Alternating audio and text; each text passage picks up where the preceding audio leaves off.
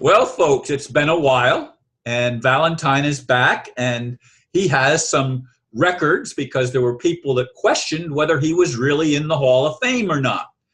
And the first person that questioned, I thought, that's crazy. But then when another person came along and challenged it, I looked it up myself, and I couldn't find him. Well, now he has the explanation. So, Valentine, talk about the records in the Baseball Hall of Fame. Great, great, Ron. Yeah, and aloha to everyone, and we have many blessings ahead. And yeah, I want to clear the matter up here with the 18K kid, the 18 strikeouts. That rocket around the world in 207. It went worldwide, out of nowhere after 39 years at that time. It's 49.50 with the clippings. So what transpired is that it went to the Towns Hall of Fame. Don't forget, I was 11 years old. People have to understand that. In the sports world, they don't understand that. It's a little league. They call it Pee Wee Little League. I don't know. I have to get that straightened out with them, too. But it was 11 years old. These guys are 12 and 13. I was a starting pitcher. I just happened to be very fortunate from 5 years old, from a shortstop to a pitcher, that I was able to have this particular game in 1968 in July, that I had the opportunity to pitch a no-hitter, all by strikeout, 18 in a row. I walked 3 batters, and it's all documented, and I have it. And I at any moment, it could have lost a no-hitter. When you walk 3 batters, that means you don't have a perfect game. You have a no-hitter. That's right. I didn't remember that you had walked anybody. Yeah. But anyway, go ahead. It's documented, right? Okay. So, and then I talked with the director of the Hall of Fame. His name is Greg Muter. When it went from the sports writer first in Linden, he nominated me. He saw it on the microfiche in the library. Yeah, that's Linden, New Jersey he's talking, Linden, folks. New Jersey, in the public library with Jeff Wayne, like Batman. That's how you know him. He travels the ballparks for 28 years. He's went to all the ballparks as a baseball fan and as a sports writer. And he says, do you realize what you did? And he sends me this document to nominate me in the Towns Hall of Fame first. And Eddie Costco, Cincinnati Reds. And John Charles. All these amazing, like, Olympians from all walks of life in baseball, football, basketball, women's basketball, Tamika Dixon. They're naming all these people, and they put me in this category. And they go, do you realize that you're going to be on this list? And I go, well, I like to bring my records. I know I did something at that time, but I didn't know it was going to go in this direction. So then the director of Hall of Fame, after this happens with the Towns Hall of Fame, gets wind of it. First, he thought I just did a no-hitter. He goes, oh, Valentine, it's a publicity for the Hall of Fame. It's Greg Muter, communication. He said, look, I go, I did it all by strikeout. I did 18. He says, Valentine, would you donate your records? We heard about you. We've been looking for you. And then CNN, not CNN, but the sports channel, SPN, starts talking about in the Little League World Series in 2015, 2014. The guys are saying, do you realize they're talking about you? You're the guy that pitched the 18. They wanted to know. The broadcasters all went silent when they said, oh, what did he strike out? Who's the pitcher that struck out 7, 8, 9, 10? They said, well, you might as well just keep a lid on it, because there's a guy at 11 years old. His name is, it said my name. They said he's from Linden, New Jersey. We don't know who he is. So I'm like, then all of a sudden they came out, and then Greg finds out about it and says, would you donate your records to the Hall of Fame? And this is what happened. They sent me the package, and you'll see it from the Hall of Fame right here. Okay, yeah, hold it a little bit higher. A little higher? Yeah, so you can see, people can see the address. It's addressed to Thomas Valentine Hollick. Yeah, you see it from the Hall of Fame. Yeah. You see it there? And then you see the package that says Hall of Fame there, right? Yep. And the date, right? So he sends it to me, and he goes, look, this is where we're going to put you in the library. So let me, it's called the Hall of Fame. This is the Hall of Fame baseball and the museum. That you're going to be in the library. Your records will go down in history in the library in regards to, and would you donate your records? So I said, fine. And then inside here, we'll show the library. And it'll say here, inductees. Now, museum and library is very different. The National Baseball Hall of Fame library, that's where I'm at. And they have so many records, we're talking around the world now, not only just professional, but everything that stands out that was phenomenal that they can't explain, they put in the library. So in the library, they go, okay, we can't get them on. You have to come up to Cooperstown, tell people, because my publicity that was Leah was doing, a historian said, well, we want it like you guys check it on a computer. We like to check it. Well, they said, we don't have the capacity. We have a what do you call it? A nonprofit, and they have volunteers to come in to help. And we're talking about $1 billion business, probably trillions. They're probably trillions in the sports world, in the baseball world. We're talking 280 million on one player, A-Rod Rodriguez, right?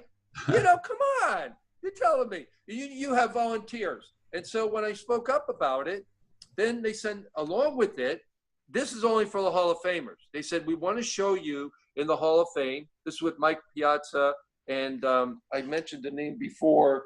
I want to give credit to him, Ken Griffey Jr. in 2016. Now, can you see that? Yep. Yeah. Now, you cannot get these, no one can get these unless you're up in the Hall of Fame or you're with part of you're a Hall of Famer in the museum. You know what I'm saying? Right.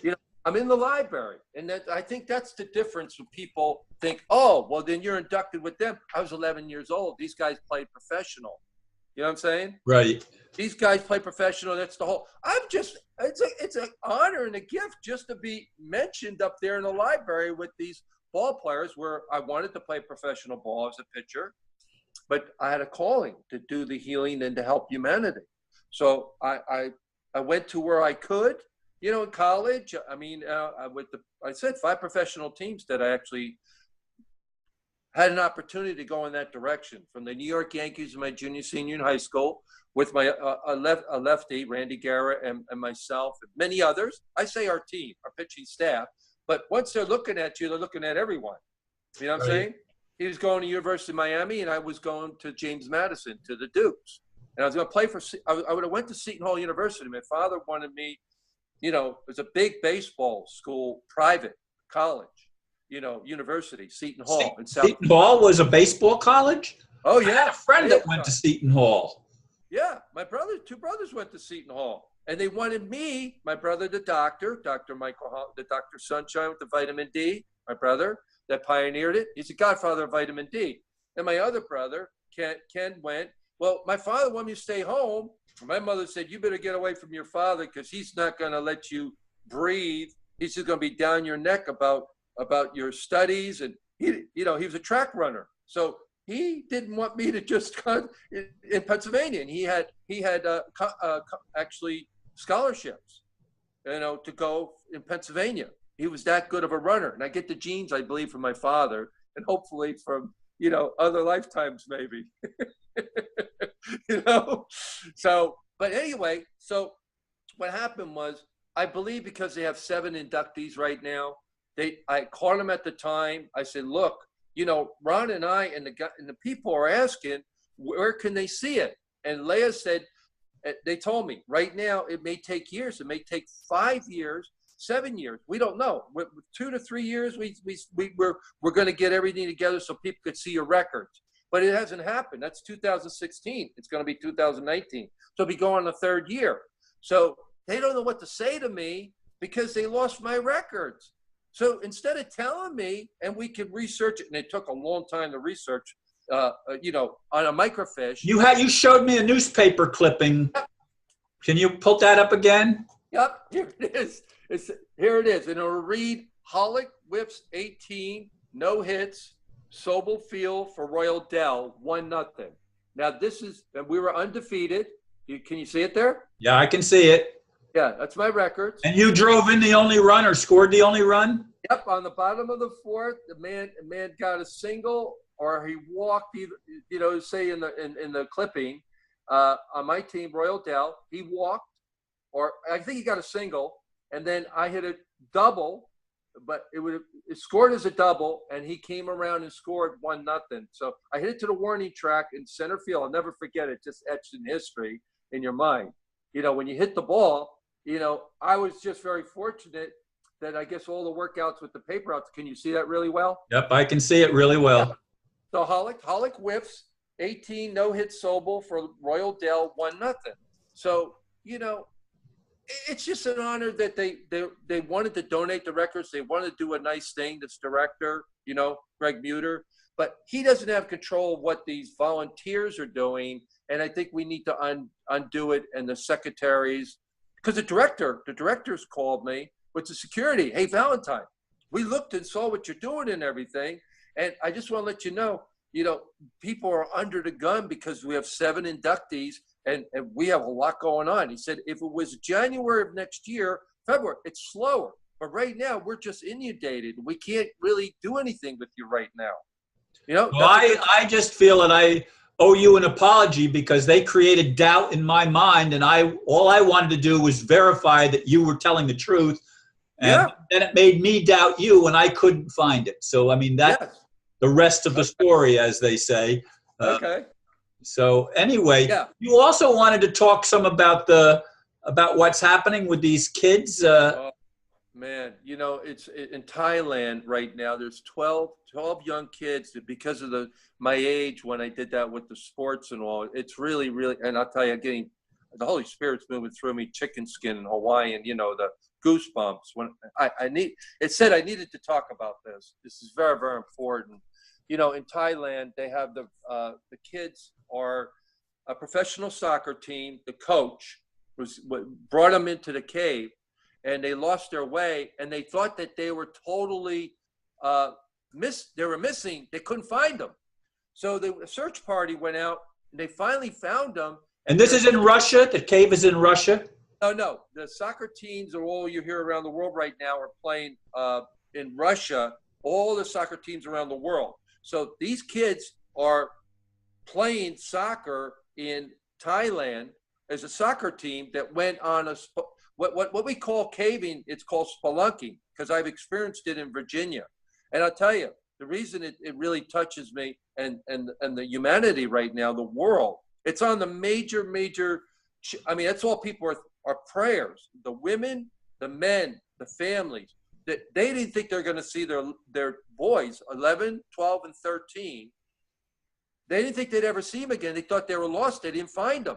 But they had a glimmer of hope that somehow these divers went in. One diver lost his life yesterday. This is why I'm saying it's because the water, the torrential rains are going to fill the caves. If they don't get them out in the next few days, you know, it's such an urgency every hour, every minute to get these kids. They can't swim. They don't know how to swim. I can't believe it. So they have to get the professional divers in from Thailand. They're Navy SEALs. This is huge. And we're talking the most professional divers in the world. The one guy sacrificed his life to help these kids, and he lost his life. He couldn't breathe. He went underwater. You know, he had enough oxygen in the cave, and he sacrificed his life to help these kids. So now they're pumping millions and millions of gallons of water so they can get the kids out where they can get to a certain point where they got the food and everything. They're weak right now because they have no food. So the coach, he gives all his food to the kids because he feels beyond belief that he lost his way, and these kids had and they're smiling. They're like little Buddhas, these angels. They're smiling, going, "Hey, we're here." And the family's going, "We can't, we're so." So who's taking the pictures of them? They have the media in the caves. They had everything set up with the media. They have, they're actually getting communication with the family to speak with them, but they're across the cave where the water is so deep they can't even cross over, and they're trying to go to another area because they can't swim. They'll drown. So they have to. They're up on a hill, like a hill in a cave, and they're all like these angels or these little Buddha kids, just they're just smiling and just want to get out of there. Now, I've experienced what it's like in a cave. So they can't, if they can see them though, can't they just shoot them life jackets? No, no, because it's such a distance from there. It looks like they can, but no, the raging water, they're having torrential rains. Like we're talking like monsoon rains coming through the caves right now. And if they don't get them out at a certain time, they won't survive. Right. But yeah, they won't survive. And because they didn't think they would find them, but they had a glimmer of hope, they found them. And now it's like a rescue. Every second, every moment is so precious to get these young boys out. And this is on the mainstream news. Oh, yeah. See, I don't watch mainstream news, so I didn't know about it. Well, internet, anything you put it in there, Ron. I'm telling you. Oh, I will. Not right now, but when we're finished. Yes, it is so. And they show the women praying. They show the men. The men are like, I can't believe my son is alive. I thought he was gone. And the women, oh, I'm so happy that they found him. They're just, and you could see the prayer, the hearts, the soul, that they want to see their loved ones, that they know that they're alive now. They didn't think they were alive. Could you imagine? They thought they were lost and they would never find them again. Wow. 12 of them. 12 young kids between 11, 12, and 13. And they're plus the coach. And plus the coach, yeah. And then all the divers that are coming in, and bless their hearts that they've dedicated they know how important it is to get these kids out of here, because of it. They said they have a window of a couple days that the rains aren't coming. And they're profusely, we're talking millions and millions of gallons they're pumping out so they can get them out of the cave. Wow. They're pumping millions a day, or, as much as they can, because when they go under where they're at, they have to go to another route. Like they have to go in the cave to reach them where they're at. They can't get to them unless they go through these other routes, because they can't swim. So it's created a mayhem for Thailand and the world. The people's hearts are like, my God, this is my child. I could imagine what these people are going through in Thailand and the world, their families all over the world that are connected. And we're connected. We're brothers and sisters. I feel it as I talked about being 11, 12, in the sports world, right? I know what it's like being there. You do too. When we were that age, but they're handling it very well. I notice when I see the kids' faces, they're like just beaming, like just waiting to be rescued. They'll do anything to get out of there. Now, I'll give you an example. I was in Blacksburg, Virginia, and it's called spelunking, caving. And the reason I want to bring this up is that I got lost in a cave, and it was during the nighttime. Now, and the guide that was with me made a wrong turn, and I had all these bats. I mean, we're talking hundreds and hundreds of bats above me and all, and it's complete darkness. And you want to talk about appreciating being in life and bringing, coming out. I thought I was going to be stuck in the cave. I'm not kidding you. It was 6, 7 o'clock at night when it was completely pitch dark. Now it's pitch dark in the cave with all these bats hanging, and we're talking large, big bats, and they're just vibrationally they know how to get out of the cave, right? But not the humans. Somehow it was a godsend. We sent somewhere that we found our way out through. I'll tell you, I laid on I was so thankful, because the oxygen, I didn't know where I was at, so I could really relate to it. I don't know if you've done, it's called spelunking, caving. They can look it up. Never heard of it. In Blacksburg, Virginia, yeah, it's caving. Now, anyone that wants to get, really humble yourself, go into a cave and really appreciate Mother Earth. Believe me, but have people that are guides, and like they have like the cavern caves where people can walk in and they know where they're going. I'm talking spelunking, where the military knows, the ROTC guys that would go for the military, they know how to. They crawl on their. I had to crawl. I'm not kidding you, to get out. I had to crawl on my stomach and everything, and my whole body. like I didn't think I was going to see I was going to get out. Well, I know I went on a tour. I don't remember. I think it was in Virginia also, in a big cave, and it was a tour thing. And then they turn out the lights, and you can't see the hand in front of your face. Yeah. Total pitch dark. Total pitch dark. Like you look up at the universe at night, you know, and it's completely dark, but you see stars and light. There's no stars or light or any light shooting around or even giving you. Complete darkness. So that in itself, and you could see in the film when they film them, it's complete darkness, but they have the light on the kids, so you could see them that they're just, you know, they're in children's world. You know, they're young kids that are growing. You know, but you can see they're very athletic. They want whatever they could do to get out of there. You could see the anticipation. They want to go in the water and get out of there, but they know. I'm surprised as a soccer team and around the world. I'm surprised that athletes aren't taught how to swim. Yeah, and I was learning how to swim when I was just a little kid. I mean, that was just part of it.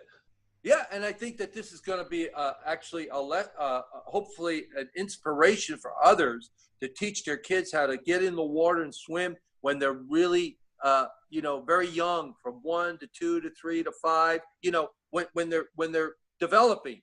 And so, you know, I've read, and I think I might have even seen videos of little kids that don't even hardly know how to walk yet are being taught how to swim. Yeah. Exactly. You know, they because they're coming out of the birth canal with the mother. They've been swimming in there with the mother, right? With the pregnant, you know, the 9 months in the liquid. I know. Yeah. So that's better to get them in, you know, get them in the water. You know, first you want to get them in a tub, whatever, you know, gradually. Yeah, they're not, and infants are not afraid of water. No. I mean, not at all. Fish. No, they're like little dolphins and little mermaids and little mermaids, right? Yeah, because they know they were in the womb of the mother. Yeah, the beauty of that, of 9 months swimming around. Yeah, I don't know if they're swimming around. There's not much room to swim in a womb. Yeah, I know. But I know what you mean. You know what I mean, right? Yeah. And then once they come out, like they have natural birth child, you know, they have the natural birth. They do it in a pool. You know, they have it here in Hawaii. They have I've watched videos of the women that give birth in the pool. Yes. Yeah. And I work with them actually in Denmark, Sweden. They're called midwives. Right.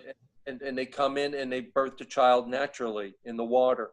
The birth, and they said it's much more natural for the woman, instead of going through what they go through elsewise. And I don't want to go into that with the I know, you know what I mean?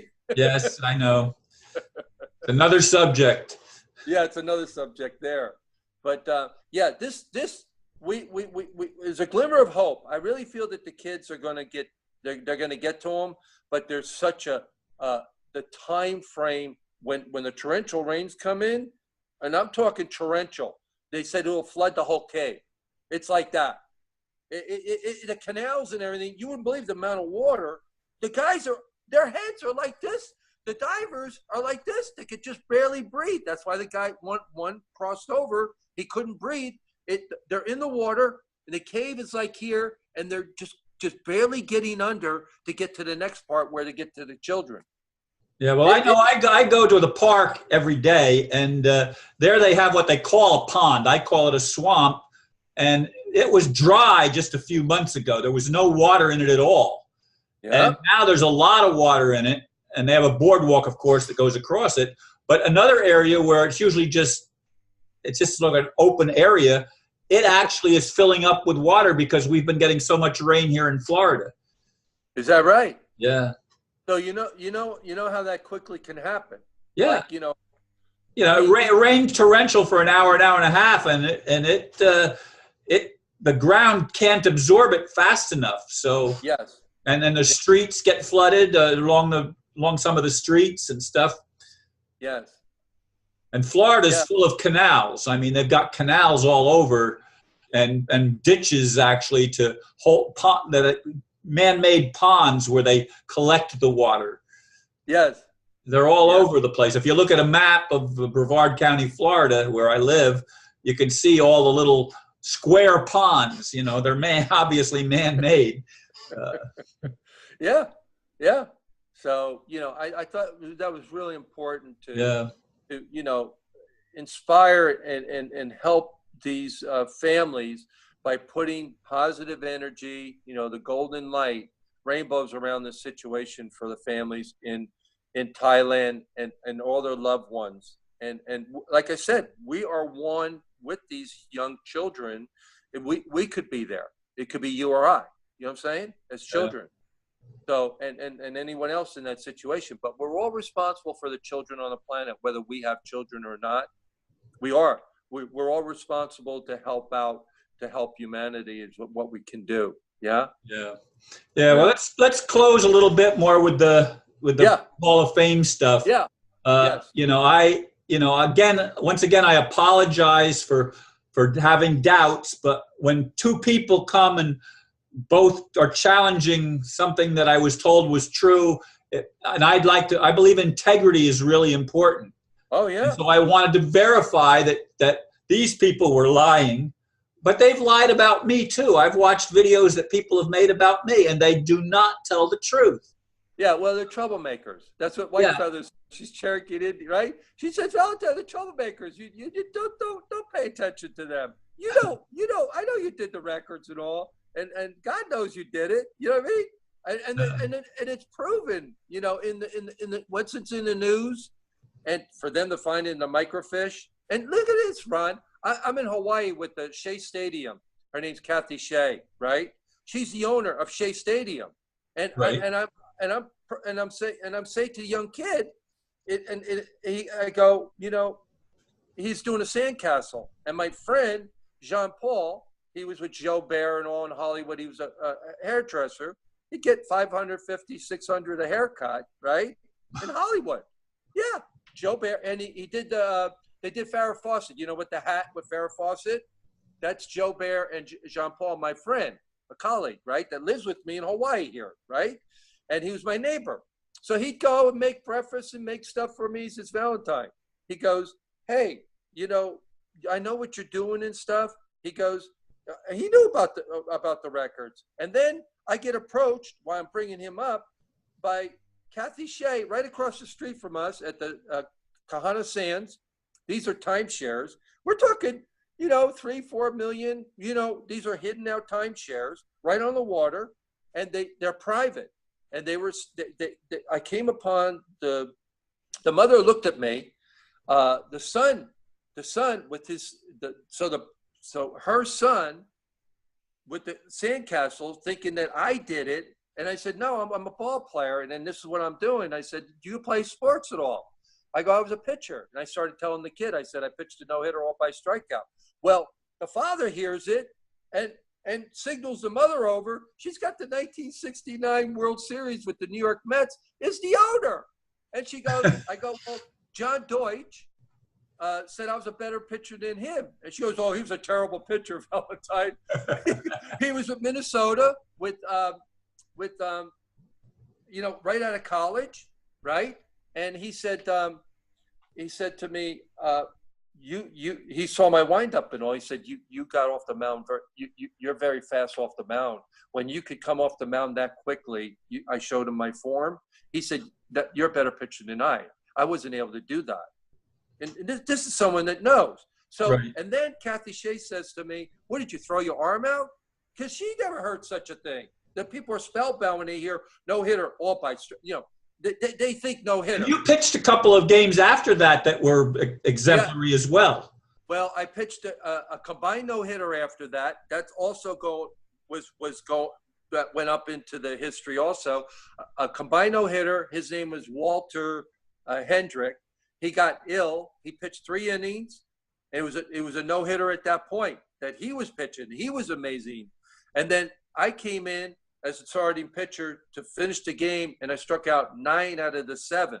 So 7 out of the 9. 7 out of the 9, yeah.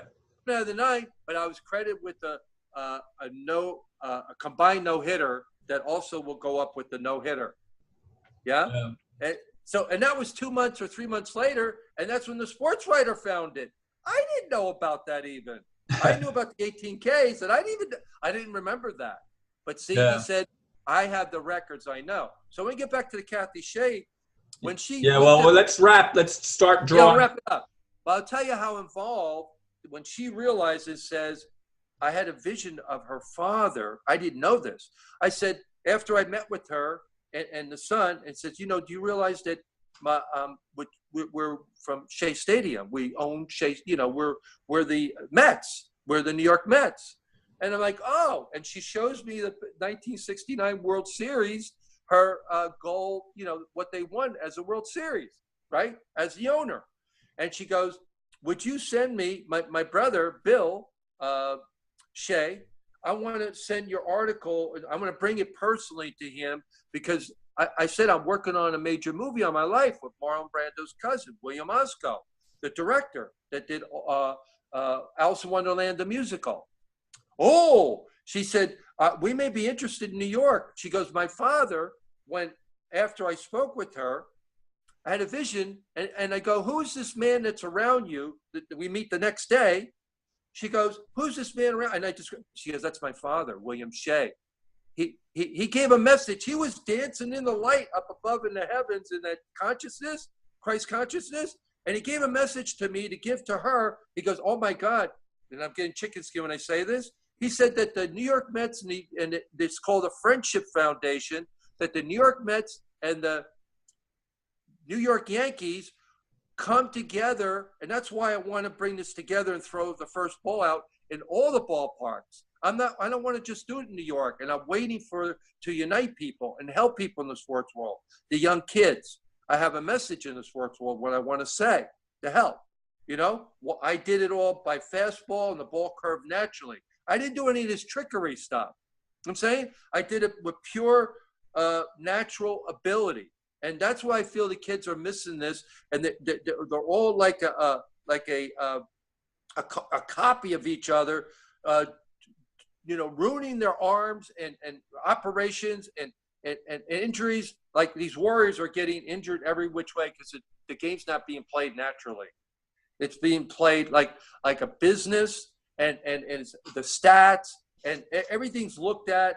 That's not how we were as children. We had fun, and it was fun to play the game. Now it's like, well, you won't have a job if you don't do this or do that, right? Yeah. In the sports world. Okay, well, thank you for making the record straight.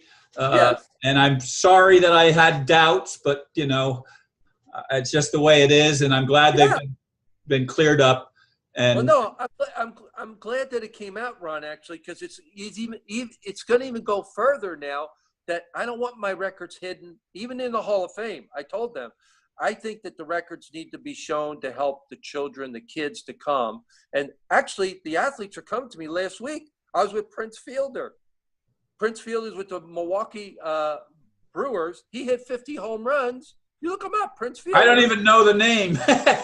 Yeah, he's with Milwaukee Brewers, the first baseman. His father played for the Yankees. Cecil, I didn't know this.